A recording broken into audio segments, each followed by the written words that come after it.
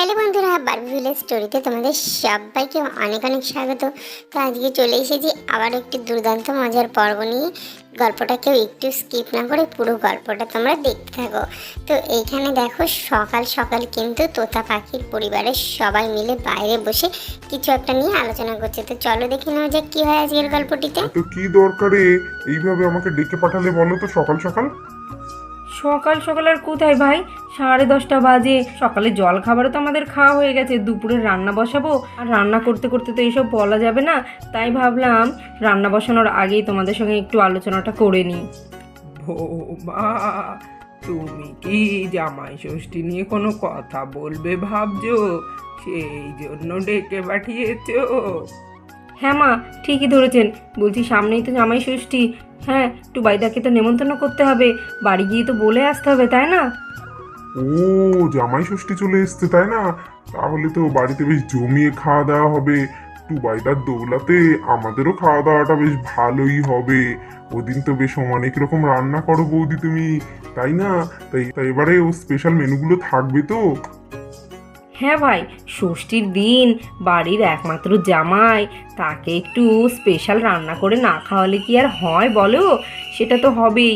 আর সেই জন্যই তো তোমাদেরকে সবাইকে একসঙ্গে ডাকা। বৌদি, আমি কি করব বলো তো এখানে? ঝোরটা বাজার করবে আর তুমি রান্না করবে, আমার কি কাজ এখানে? তোমার কি কাজ মানে? তোমারই তো জামাইবাবু, তুমি একমাত্র শালি, তোমার কি কোনো দায়িত্ব নেই? হ্যাঁ, প্রত্যেকবার ভাই একা একা বাজারে যায় আর ভাইয়ের খুব কষ্ট হয়। এবার কিন্তু ভাইয়ের সঙ্গে তুমিও বাজারে যাবে, বাড়ির কাজগুলো আমি আর মা সামলাবো। আর তুমি আর সাহেবদা সকাল সকাল বাজারে চলে যাবে। আমি যা লিস্ট করে দেবো, লিস্ট অনুযায়ী বাজারে চলে যাবে। কি বলো তো, ওই দিন তো খুব ভিড় হয়, সাহেব একা একা গেলে অনেক দেরি হয় ওর বাড়ি ফিরতে। তোমরা দুজনে যাবে, তাহলে তাড়াতাড়ি হয়ে যাবে। আচ্ছা বৌদি, ঠিক আছে। বৌদি, তুমি ভালো করে লিস্টটা আমায় করে দিও। আমি ঠিক মিলিয়ে মিলিয়ে বাজারগুলো নিয়ে আসবো। হ্যাঁ, তবে দিয়া গেলে আমার একটু ভালোই হয়। মিষ্টির দোকানের লাইনটায় তাহলে ওকেই দাঁড় করিয়ে দেবো। যা লাইন পরে ওদিন, সব জায়গাতেই তো লাইন। মিষ্টি কিনতে লাইন, মাংস কিনতে লাইন, ফল কিনতে, সব দোকানে লাইন দিতে হয়। ও গেলে একটু তাড়াতাড়ি হবে। ভালোই বলেছো। আচ্ছা রে দাদা ভাই, ঠিক আছে, আমিও তাহলে তোর সঙ্গে যাব। আমার একমাত্র জামাইবাবু বলে কথা, তার জন্য যদি এইটুকু না করি তাহলে কি আর হয়? আচ্ছা, তাহলে তো কথা হয়েই গেল। তোরা দুই ভাই বোনে বাজার যাবি, আর আমি আর বৌমা মিলে বাড়ির কাজকর্মগুলো সব এগিয়ে রাখবো। সাহেব, আমি ফোন করে জামাই বাবাকে বলে দেব, তুই একবার ওদের বাড়ি গিয়ে বলে আসিস জামাই ষষ্ঠীর নেমন্তন্ন বাড়ি গিয়ে না করলে কি আর হয়? আচ্ছা মা, ঠিক আছে, তুমি অত চিন্তা করো না। আমি একসময় বাড়িতে গিয়েই বলে আসবো। আচ্ছা মা, আমার একটা কাজ আছে, আমি একটু বেরোচ্ছি। তো বৌদি, তুমি রান্না বান্না করো, আমি বাড়ি ফিরে এসে খাবো। হ্যাঁ, আমি আসছি, তাড়াতাড়ি চলে আসবো। ও মা, তাহলে তো একটু কেনাকাটাও করতে হবে। ওদের জন্য তো নতুন জামা কাপড় কিনতে হবে। হ্যাঁ মা, ওসব নিয়ে আপনি চিন্তা করবেন না। ও কোনো একদিন বিকালবেলায় আমি আর দিয়া গিয়ে সব কেনাকাটা করে আনবো, আপনাকে অত চিন্তা করতে হবে না। মা, অনেক বেলা হয়ে গেছে, আপনি যান, ঘরে যান। আমি বরঞ্চ দুপুরে রান্নাটা সেরে নিই। আচ্ছা, আমার একটা কাজ আছে, আমি করে এক্ষুনি আসছি। তারপরে এসে তোমাকে সব সবজি কেটে দেবো। দিয়া, আমি তো রান্না বসাবো, তার আগে একটা কাজ করে দেবে আমার? হ্যাঁ বৌদি, বলো না কি বলবে। হ্যাঁ বলছি, ষষ্ঠীর দিন সকালবেলা তো লুচি আর ছোলার ডাল আর আলুর তরকারি করব ভেবেছি জলখাবারে। ছোলার ডালগুলো তো অনেক দিন হয়েছে বাড়িতে আনা রয়েছে। তুমি একটা কাজ করো না, ওই রান্নাঘরের চালের উপরে ডালটা একটু নেড়ে দেবে গো। হ্যাঁ হ্যাঁ, কেন দেবো না? এটা আবার এরকম করে বলার কি আছে? কই, তুমি ডালটা বের করে নিয়ে আসো না, আমি এখানে রান্নাঘরের সামনেটা পরিষ্কার করি, তারপর ওখানে মইটা দিয়ে আমি উপরে উঠে নেড়ে দিচ্ছি ডালগুলো। তুমি যাও, ডাল নিয়ে আসো। আচ্ছা, আমি তবে যাই, ডালটা নিয়ে আসি, তারপরে তুমি নেড়ে দিও। এই তো, মইটা চালে দিয়ে দিলাম, এবারে চালে উঠে ডালটা নেড়ে দেবো। কই বৌদি, তাড়াতাড়ি ডালটা নিয়ে আসো। এই তো, এই নাও, এই ডালগুলো সাবধানে চালের উপরে একটু নেড়ে দিয়ে আসো। আচ্ছা বৌদি, দাও, এই নাও, ধরো। দিয়া, সাবধানে উঠো। আরে বৌদি, হ্যাঁ, তুমি এত চিন্তা করো না তো, দেখো না, এক্ষুনি ময়ে করে উঠে ডালটা এই দেখো, এই তো চালের উপরে নেড়ে দিলাম। তুমি বিকালবেলায় মনে করে নামিয়ে নিও। দেখো সাবধানে নেমো কিন্তু। হ্যাঁ বৌদি, তুমি অত চিন্তা করো না, এই তো নেমে পড়েছি।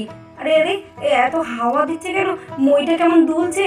ও ও, আরে বৌদি দেখো কেমন হাওয়া হয়েছে, মইটা দুলছে। আরে আরে বৌদি বৌদি বৌদি বৌদি, বৌদি আরে আরে দিয়া, সেই পড়ে গেলি তো, কতবার বললাম সাবধানে। উফ, দেখেছো মইটা একদম গায়ের উপরে পড়েছে। আরে আরে, এ কি কাণ্ড! দেখেছো মাথা কেটে গেছে, হাত কেটে গেছে। ইস, কি অবস্থা হলো দেখো। বৌদি দেখো, মাথা দিয়ে কেমন রক্ত বেরোচ্ছে। উফ, কি করে পড়লে বলো তো? হ্যাঁ, বেশ তো নামছিলে। উফ, কি যে করি না আমি এখন! কেন যে তোমাকে বললাম ডালগুলো মেলে দিতে চালের উপরে। উফ, আরে আরে, চিৎকার কিসের?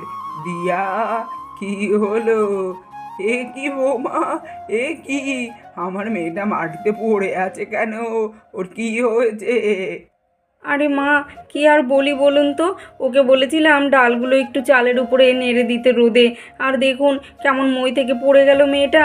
কেন যে ওকে আমি বললাম ডালটা নেড়ে দিতে, কে জানে।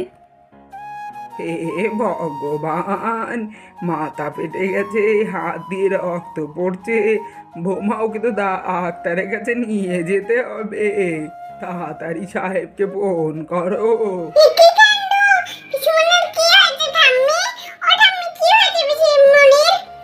আরে সোনারা, দেখো না পিসিমণি মই থেকে পড়ে গেছে। বৌদি, মাথাটা ব্যথা করছে খুব, ডাক্তারের কাছে নিয়ে যাবে তো পরে দেখা যাবে। তুমি একটু আগে রক্তগুলো মুছে আমাকে একটু ওষুধ লাগিয়ে দেবে? হ্যাঁ, তুমি চিন্তা করো না, আমি এক্ষুনি দাঁড়াও, ঘর থেকে তুলো নিয়ে আসছি আর ওষুধ নিয়ে আসতে এক্ষুনি ওষুধ লাগিয়ে দেবো। হে ভগবান, কি সর্বনাশটাই না হয়ে গেল। হ্যাঁ, এখন আমি কি করি? মেয়েটার কিভাবে কপাল ফেটে রক্ত বেরোচ্ছে দেখো। এই তো দেখো না, আমি তুলো দিয়ে ভালো করে তোমার রক্তটা পরিষ্কার করে দিই, তারপরে ওষুধ লাগিয়ে দেবো। তুমি একদম ভয় পেও না। বৌদি, খুব ব্যথা লাগছে। ও বৌদি, আরে এরকম করলে হয় নাকি? দাঁড়াও, এক্ষুনি দেখো না রক্তটা পরিষ্কার হয়ে যাবে, ওষুধ লাগিয়ে দেবো। এই তো রক্তটা পরিষ্কার করে ওষুধ লাগিয়ে দিলাম, দেখবে ব্যথা কমে যাবে। আর তাও যদি ব্যথা না কমে তাহলে বিকালবেলা একটু ডাক্তারের কাছে নিয়ে গিয়ে টিটেনাস দিয়ে নিয়ে আসবো। আরে বৌদি, অত কিছু হয়নি, ডাক্তারের কাছে যেতে হবে না, এমনি ঠিক হয়ে যাবে। দিয়া, এত ইঞ্জেকশনে ভয় পেলে হবে?